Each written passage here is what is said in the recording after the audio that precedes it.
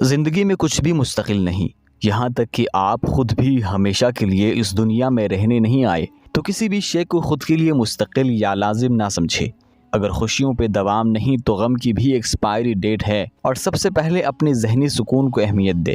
خود کو فضول کے پریشر، ناپسندیدہ چیزوں اور وقتی تعلقات سے دور رکھے جن کا مقصد صرف اور صرف آپ کو اذیت پہنچانا ہے۔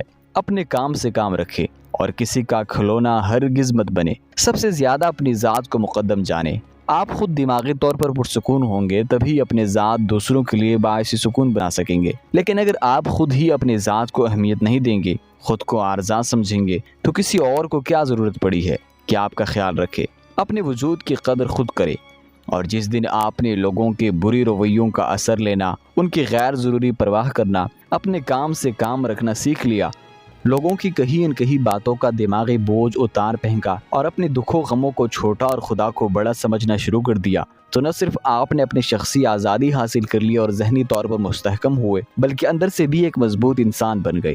جہاں لوگ آپ کے جذبات اور احساسات کی قدر نہ کرے، وہاں ڈھیٹ بن کر خود پہ بے حسی طاری کر لیجیے، کیونکہ زندگی میں خوش رہنے کے لیے بہت ساری ہمت ہی نہیں، بہت ساری بے حسی بھی چاہیے ہوتی ہے کہ لوگوں کی تکلیف دہ باتیں ہمارا ذہنی سکون نہ برباد کر سکے۔ آخر گزر ہی جائے گی حیات، یہ کوئی تا حیات تھوڑی ہے۔